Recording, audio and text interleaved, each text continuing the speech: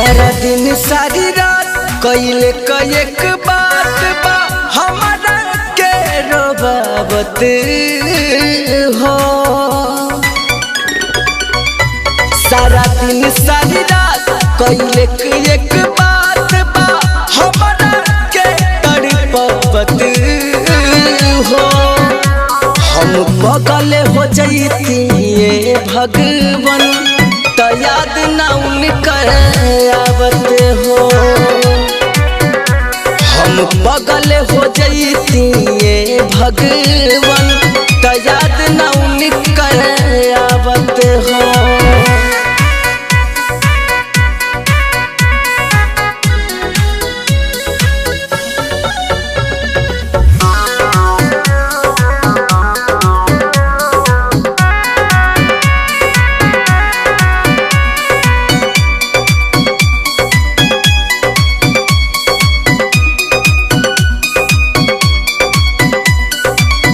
ना डॉक्टर ना ओझा कौनो समझ पावेले बतिया हो। इहे सोची कि मर जईती पर मिलत ना बा मौतिया हो। हाँ ना डॉक्टर ना ओझा कौनो समझ पावेले बतिया हो।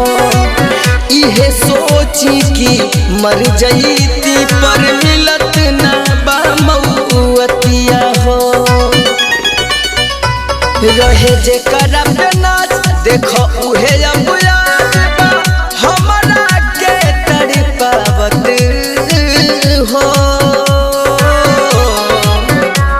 हम बगल हो जईती भगवान तो याद ना उनकर आवत हो। हम बगल हो जईती भगवान तो याद ना उनकर आवत हो।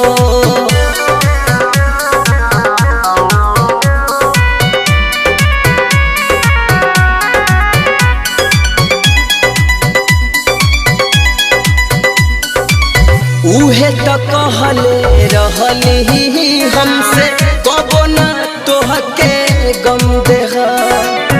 ऐसन देहले बानी विपतिया अब ना दूसर जन्म लेहा।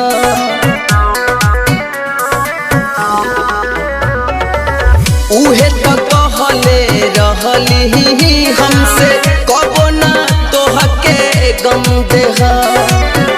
ऐसन दिहले बानी विपतिया अब ना दूसर जन्म लेहा।